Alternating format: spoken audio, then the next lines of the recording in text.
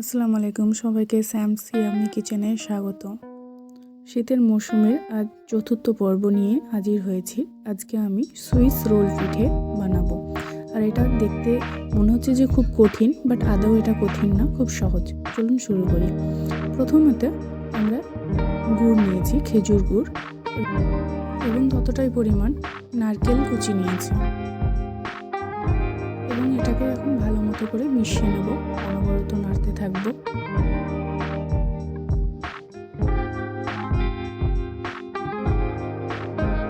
কিছুক্ষণ পরে দেখুন গুড়গুলো গলে এসছে এবং গলে আসার সাথে কি সুন্দর রস ছাড়িয়েছে চারিদিকে, এবং এটা গুড়ের জন্য হয়েছে আর নারকেলের জন্য হয়েছে। ঠিক একই রকম অনবরত নাড়তে থাকবো। কয়েক মিনিটের মধ্যে এরকম হয়ে যাবে। 2 মিনিট রাখলেই এটা শুকনো ঝরঝরে হয়ে যাবে। চলুন এবার খামিরটি তৈরি করে নেব। খামিরের জন্য প্রথমে আমি নিয়েছি 1.5 কাপ জল এবং তার সাথে চিমটি মতো লবণ নিলাম। লবণটিকে ভালো মতো জলের সাথে মিশিয়ে নেওয়ার পর জলটি ঠিক এমন ফুটন্তভাবে ফুটে উঠবে, তখন ঠিক 1.5 কাপ চালের গুঁড়ো আমি দিয়েছি এবং এভাবে নাড়তে থাকবো। এভাবে হালকা নাড়ার পরে ঠিক 10 মিনিটের জন্য আমি এটাকে ছেড়ে দেবো।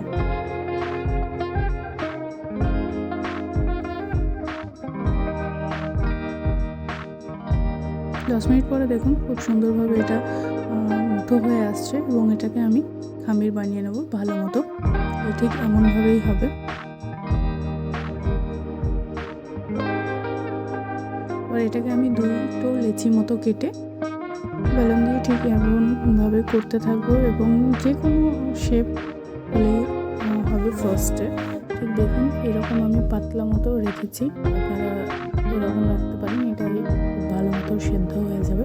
এবার আমি একটা ছুরির সাহায্যে একটা 4 কোণে শেপ দিচ্ছি, কারণ এটা আমরা সুইস রোল করবো, তাই জন্য এই শেপটাই দরকার।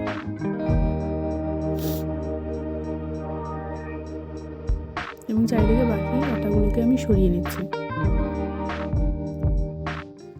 এবার সেই নারকেল পুরটা দিয়ে দেবো। নারকেল পুরগুলো দেখুন কত সুন্দর ঝরঝরে হয়ে গেছে এবং হালকা হাতের সাহায্যে এটাকে আমি এখন রোল করব। আপনারাও ঠিক এইভাবেই রোল করবেন, ঠিক আস্তে আস্তে হাতে করবেন, খুব সুন্দর মতোই হয়ে যাবে।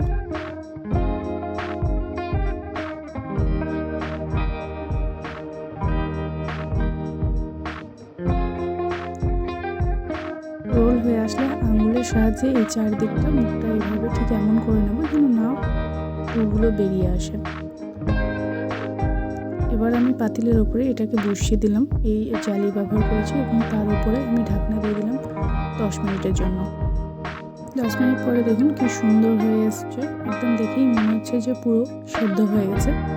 একেবারে ঠান্ডা হয়ে যাওয়ার পরেই আমি এই সুন্দর মতো করে কাটবো। ঠান্ডা হয়ে গেলেই সুন্দর মতো কাটলেই শেপটা খুব সুন্দর আসবে। দেখুন কি সুন্দর চারিদিকে পুরো এই ভাপা পিঠে। আপনারা অবশ্যই ট্রাই করবেন, দেখুন সত্যি খুব সুন্দর লেগেছে খেতে। আর ভিডিওটি ভালো লাগলে অবশ্যই সাবস্ক্রাইব করবেন। ভালো থাকবেন, সুস্থ থাকবেন।